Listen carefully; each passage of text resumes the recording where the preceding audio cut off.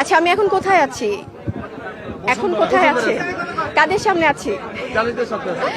জার্নালিস্টদের সাথে আছি, জার্নালিস্টদের সামনে আছি। ভাইয়া, আমরা বর্তমানে থাকি আসলে, কারণ আমি সবসময় বর্তমানটাকে বেশি প্রায়োরিটি দেই।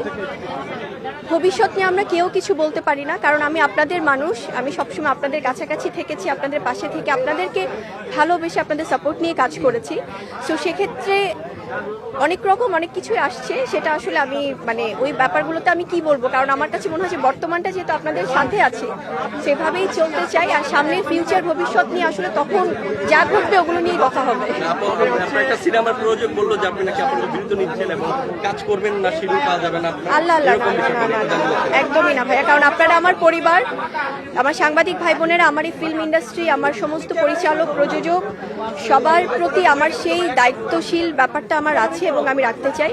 সো কোনো কাজকে হ্যাম্পার করে আমি কখনো কোনো কিছু করিনি, করবো না। এবং আমি আপনাদেরই মানুষ, আপনাদেরই পরিবার, আমি আছি এবং থাকতে আগেই বলছিলাম ভাইয়া যে আমরা বর্তমানটা নিয়ে বাঁচি। বর্তমানে আমি যেহেতু আপনাদের মাঝে আছি, আপনাদের সাথে আছি, সো এটা নিয়ে থাকি। অনেক গুঞ্জন, অনেক রকম অনেক কিছু আসছে, যেটা হয়তো বা সময়ের সাথে সাথে আপনারাই জানবেন, আপনারাই বলবেন যে আপু এমনটা শুনেছিলাম, এমনটা তো না, আবার এমনটা হয়েছিল, ওটা তো মিলেছে। সো ওগুলো হবে কি সময়ের সাথে সাথে সবকিছু ক্লিয়ার হয়ে যাবে ইনশাআল্লাহ।